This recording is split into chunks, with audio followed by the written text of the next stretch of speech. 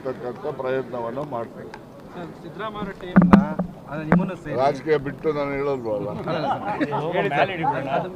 ಏನು ಸಿದ್ದರಾಮಯ್ಯ ಟೀಮ್ ಏನು ಅಲ್ಲ ಸರ್, ಈಗ ನಿಮ್ಮನ್ನು ಸೇರಿದಂತೆ ಈಗ ಜಬ್ಬಾರ್ ಆಗ್ಬೋದು, ಈಗ ರೀಸೆಂಟ್ ಈಗ ಜಮೀರ್ ಅಹಮದ್ ಅವ್ರಿಗೂ ಏನೋ ತೆಗಿಬೇಕು ಈ ಥರ ನೋಟಿಸ್ ಎಲ್ಲ ಇದಾಗ್ತಿದೆ ಅಂತೆ. ಸೊ ಟಾರ್ಗೆಟ್ ಮಾಡ್ತಿದ್ದಾರಾ ಅಂತ ನಿಮ್ಮಲ್ಲಿ ಸಿದ್ದರಾಮಯ್ಯ ಟೀಮ್? ಕಾಂಗ್ರೆಸ್ ಪಕ್ಷ ಅಂದರೆ ಶಿಸ್ತಿನ ಪಕ್ಷ. ಈ ಶಿಸ್ತು ಜಾರಿ ಮಾಡುವಾಗ ಈಗ ಸದ್ಗುರು ರಾಹುಲ್ ಗಾಂಧಿನ ಹೇಳಿದ್ರು. ಯಾರು ನನಗೆ Rahul Gandhi I don't know who is Rahul Gandhi ಅಂತ ಹೇಳಿದ್ರು. ಅವನ ಜೊತೆಯಲ್ಲಿ ಹೋಗಿ ಕೂತ್ಕೊಂಡಿದ್ದಕ್ಕೆ ಶಿಸ್ತು ಮೀರೋದಿಲ್ವಾ?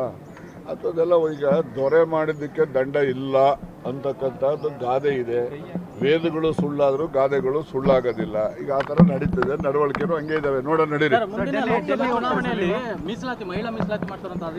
ನೋಡಿ. ಮುಂದಿನ ನನಗಿರೋ ಮಾಹಿತಿ ಪ್ರಕಾರ 2 ಲಕ್ಷ ಜನಸಂಖ್ಯೆಗೆ ಒಂದು ವಿಧಾನಸಭೆ ಕಾನ್ಸ್ಟಿಟ್ಯೂನ್ಸಿ ಮಾಡ್ತಾರೆ, 10 ಲಕ್ಷ ಜನಸಂಖ್ಯೆಗೆ ಒಂದು ಲೋಕಸಭೆ ಮಾಡ್ತಾರೆ, ಮತ್ತು ಮಹಿಳಾ ಮೀಸಲಾತಿನೂ ಇಡ್ತಾರೆ.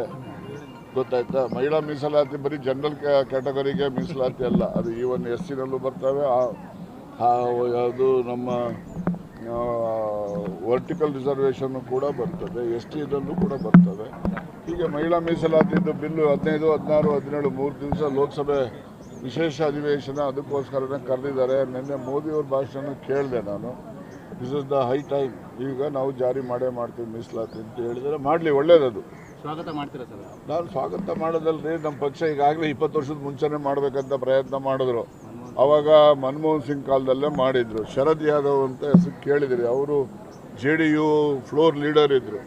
ಅವರು ಹಿಂದಿನಲ್ಲಿ ಹೇಳಿದ್ರು, ಓ ಬಿಲ್ ಆಯಾ ತೋ ಮೈ ಇದರಿ ಜಹರ್ ಪೀ ಜಾತಾ ಹೂँ ಅಂತ ಹೇಳಿದ್ರು. ಜಹರ್ ಅಂದರೆ ವಿಷ, ನಾನು ಇಲ್ಲೇ ವಿಷ ಕುಡಿದ್ಬಿಡ್ತೀನಿ ಅಂದರು.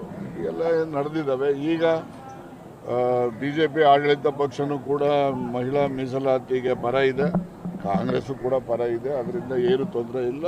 ಆ ಬಿಲ್ ಪಾಸ್ ಆಗ್ತದೆ, ಜಾರಿಗೂ ಬರ್ತದೆ. ಡೆಲ್ಲಿಗೆ ಹೋಗ್ಬೇಕು ಅಂತ ಮನಸ್ಸಿಗೆ ಬಂದರೆ ಹೋಗ್ತೀರಿ. ಈಗ ಹೋಗಿ ಬರಲಿ. ಡೆಲ್ಲಿಗೇನು ಅವ್ರು ಯಾವ್ಯಾವ ಸ್ಥಾನಕ್ಕನ ಹೋಗಿರ್ಲಪ್ಪ, ನಮ್ದೇನಿಲ್ಲ. ನಾವು ಯಾವತ್ತೂ ಅಧಿಕಾರ ಹುಡುಕೊಂಡು ಹೋದವನಲ್ಲ. ಅಧಿಕಾರ ಬಂದು ಸ್ವೀಕಾರ ಮಾಡ್ತೀನಿ, ಅಧಿಕಾರದ ಲಾಭ ಬಡ ಜನಕ್ಕೆ ಮುಟ್ಟಿಸ್ತೇನೆ. ನಾನು ಸ್ವಂತಕ್ಕೆ ಯಾವಾಗಲೂ ಉಪಯೋಗ ಮಾಡ್ಕೊಳ್ಳಲ್ಲ. ಅದು ನಾನು ನಡಕ್ಕೆ ಬಂದಿರ್ತಕ್ಕಂಥ ದಾರಿ. ಈಗಲೂ ಅಷ್ಟೇ, ಮುಂದಕ್ಕೂ ಅಷ್ಟೇ. ನಡೀರಿ. ನೋಡಿ, ಮಧುಗಿರಿ ಅಂತಂದರೆ ಇಲ್ಲೂ ಜನನೇ ಇರೋದು.